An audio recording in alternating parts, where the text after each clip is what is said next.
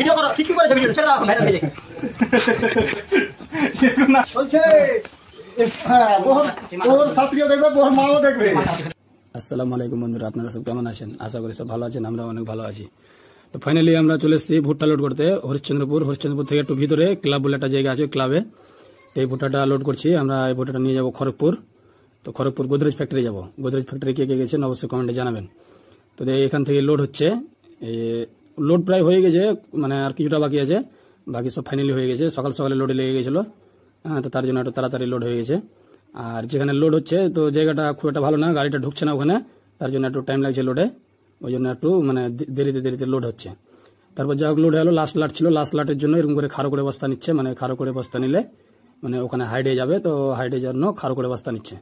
তো খাড়ো করে বস্তা নিয়ে যা হোক এই বস্তাটা খাড়ো করে রেখে দিলে এটা মানে আর 6-7টা বস্তা লাগবে, তারপর 6-7টা বস্তার পরেই লোড হয়ে যাবে। তো ফাইনালি লোড হয়ে গেছে। তো লোড করার পর আমরা গাড়িটা নিয়ে চলে আসলাম কাটা করতে।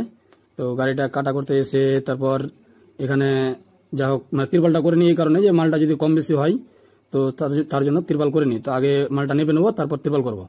তো যা হোক কাটা করার পর আমাদের মাল একদম কারেক্ট 43 টন 140 কেজি। তো ফাইনালি আমাদের কাটা ফাটা সব কমপ্লিট করার পর আমরা তিরপাল রস্তি করতে লাগলাম। যাই হোক এখানকার লেবারগুলো খুব ভালো, ওরা নিজে তিরপাল করে দিচ্ছে, আমাদের কিছু হাত দিতে হচ্ছে না। ওরাই তিরপাল করলো, আমাদের হেল্পার শুধু উপরে চড়া আছে, আর আমি ভিডিও বানাচ্ছি, আর ওরাই সব তিরপাল করে দিল। এরা খুব ভালো করে তিরপাল করে দেয়, আর লোড ফোড খুব ভালো করেই করে। তো যাই হোক ফাইনালি আমাদের লোড করে তিরপাল রস্তি কমপ্লিট। তো টাটা বাই বাই, আবার আসবো নেক্সট ব্লগে। আমরা মালটা নিয়ে যাবো।